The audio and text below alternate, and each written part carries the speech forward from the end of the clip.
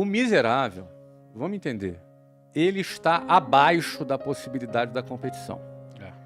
Vamos entender, não adianta a gente achar que o cara vai conseguir. Não dá pra falar, é mentalidade positiva. O cara que não, não, o cara ele não está tem abaixo, almoço, né? o cara não tem almoço. Ele está abaixo. É muito importante a gente deixar claro que tudo que nós estamos falando aqui é para um cara que está pelo menos ali um pouquinho abaixo do zero. Não pode estar muito abaixo Pro cara do que zero. consegue acompanhar um podcast, né? Vamos dizer assim também, né? O cara que tem comida. Ó, o cara conseguiu ir numa escola pública e o cara conseguiu se alimentar de forma simples. Ó, eu, por exemplo, entrei num restaurante pela primeira vez com 20 anos de idade.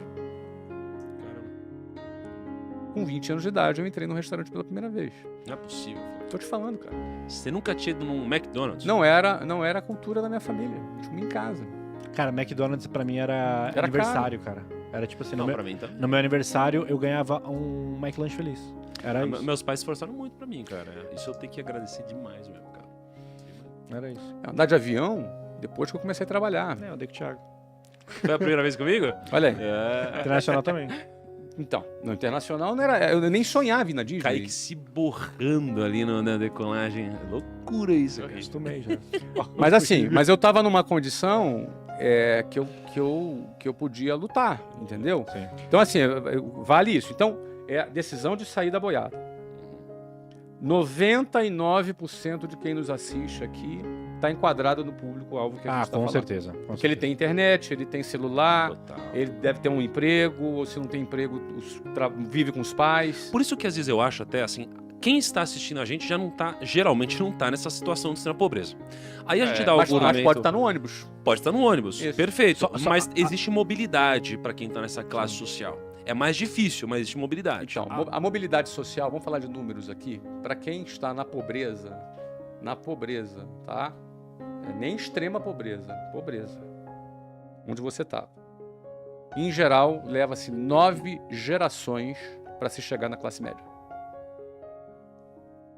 Na média, estatisticamente, 9 gerações. Então você já é exceção, Kaique. Você já é exceção. Não é? Então, o que acontece? São 9 gerações, cara. Imagina que são 9 gerações? É muita coisa. Agora, o cara que está ali na média, vamos lá, ele tem que questionar. Se ele não questionar, daqui a 40 anos ele vai estar lá. Se ele se questionar, aí ele talvez tenha coragem ou não de sair daquela linha de montagem. Aí começa a funilar. Aí quando ele tem a coragem, ele vai ter que vencer o próximo obstáculo, que é a pressão de familiares, de amigos do seu ciclo de relacionamento.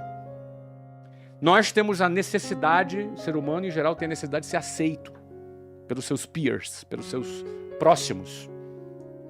Então, se você se vê reprovado por todo mundo, é como se o seu cérebro pensasse, espera aí, cara, será que está todo mundo errado e eu estou certo? Você se sente reprovado, você se sente errado. Só que para você sair da boiada, você vai ter que nadar contra a correnteza. Você vai ter que contrariar a opinião da maioria. Você vai ter que ser movido por uma convicção diferente da lógica do status quo no qual você vive. E isso é muito difícil. E é humilhante.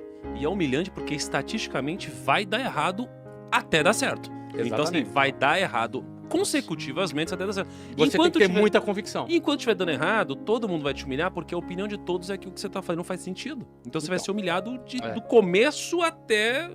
E quando der certo, vão tentar te humilhar de novo. Eu queria que a gente tangibilizasse um pouco assim, a pegada aqui, Flávio, depois que você falar, de você falar assim, cara, beleza, na hora que rolou esse despertar, vamos assim, essa fagulha, que você se olhou lá no reflexo, olhava no reflexo do ônibus e falava, cara, pra mim já deu. O que você fazia, né, e o que você começou a fazer pra, tipo assim, velho, né, porque às vezes a galera distorce um pouco isso e fala, então eu tenho que virar empreendedor, então, não, cara, o que você... Qual foi a plantação que começou ali para entender, para sair disso? Tá. Minha primeira atividade que eu fiz, minha primeira iniciativa que eu fiz, eu tinha um relógio, que era um relógio, sabe? Eu tinha um relógio. Era um relógio de calculadora, vocês lembram? Relógio de calculadora? Lembro. Cassiozinho. Eu tinha um Cassiozinho de calculadora.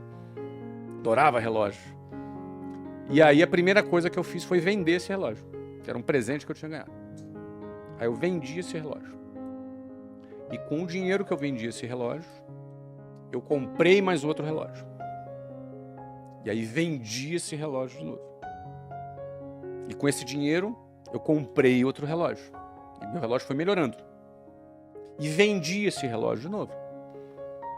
Na terceira ou a quarta vez que eu vendi esse relógio, o cara que me vendia o relógio, o meu fornecedor de relógio, já comecei a conquistar um pouco a confiança dele. Então eu comprei um relógio novo e peguei mais 2 em consignação. Ele já confiou em mim, já me conheceu, confiou em mim que eu iria pagar ele. E aí eu vendi os 3 relógios. Levei, uma semana depois, o dinheiro. Ganhei o meu dinheiro do meu relógio e a comissão dos outros 2 relógios. Ou seja, o lucro do outro 2 relógios. Paguei os 3 relógios para ele. Comprei 2 relógios e peguei mais 2 consignados. E vendi os 4 relógios e assim foi, assim foi. Eu acho que eu vendi uns, sei lá, 150 relógios. Você foi na caruda. O que é caruda? Você foi Você chegava na rua e tava vendo relógio, você ligava pra empresa. Como que foi Não, isso? eu comecei a vender assim. O primeiro relógio que eu comecei a vender foram pros meus amigos. Porque você não tinha técnica de venda, você não estudou isso. Você foi na caruda. Eu fui na intuição. Uhum. Tá? Na intuição. Então, e relógio é um produto muito simples de vender, não requer muita técnica. Então, Você põe no pulso. Ainda mais um que olha, fazia como que fica cálculos, bonito. Não sai mais. mas naquela época tinha uma linha que existe até hoje, que é a linha Citizen ProMaster. Fiz a propaganda para Citizen aqui agora. Mas tinha um que estava muito na moda, era o Windsurf, não sei se vocês lembram, era um que tinha uns desenhozinhos assim, e era muito desejado. E eu vendia esse tipo de relógio. Não é? Então, assim, os jovens gostavam muito de comprar esse relógio. Então, eu comecei a vender para os meus amigos, amigos do bairro, amigos da escola. Daqui a pouco eu comecei a vender para vizinho do amigo, e o negócio começou a rodar. E eu lembro que tinha um jornal chamado Jornal Balcão, no Rio de Janeiro, que era um jornal de classificados. A gente eu anunciava o relógio lá, mesmo antes de ter o relógio, porque eu sentia qual era a demanda que tinha pelo relógio, e aí eu comprava, e o relógio juntava as pontas, entendeu?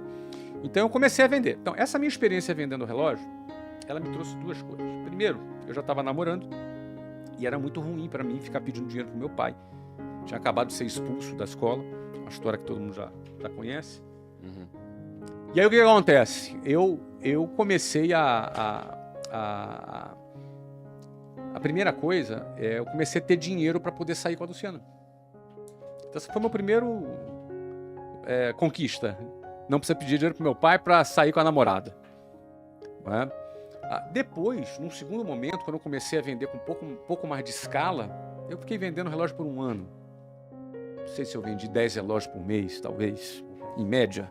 Mas imagina aquele mês que eu vendi 20 relógios. Eu não me lembro quanto eu ganhava por relógio. Mas, aliás, eu tenho aqui uma... Vamos ver se eu acho aqui enquanto eu falo. Eu tenho aqui uma prestação de conta dos meus relógios vendendo. Achei esse dia na minha agenda, né? Que isso. Mas aí o que acontece? Eu comecei a questionar, de novo questionando. Porque o que eu ganhei vendendo aqueles relógios já era mais do que o meu pai e a minha mãe ganhavam no mês. Eu tinha 18 anos vendendo relógio. Claro que foi 1 mês. Mas quando eu ganhei aquele dinheiro, eu gostei de ganhar aquele dinheiro. E eu me senti assim, cara, por que as pessoas pegam 2 horas de ônibus para ganhar um salário mínimo? Por que elas fazem isso? Elas não vendem relógio. Eu tinha a sensação que eu tinha uma fórmula que fazia as pessoas saírem daquela situação delas. Eu tive a sensação de ter descoberto um caminho de saída. Porque, cara, eu ganhei, sei lá, 5, 6, 7 salários mínimos no mês vendendo relógio. Por que uma pessoa, ela trabalha um mês inteiro para ganhar um salário mínimo e levando 5 horas, carregando cimento nas costas, trabalhando em obra? Por que ela faz? Porque ela não vende relógio, caramba. Essa era a minha sensação. Mas por que as pessoas não fazem isso também? Isso é um sentimento interessante, porque esse sentimento tem a ver comigo. Eu me sinto tendo uma boa notícia para dar para as pessoas, que pode libertar elas do sistema. Esse é o meu mote, não é?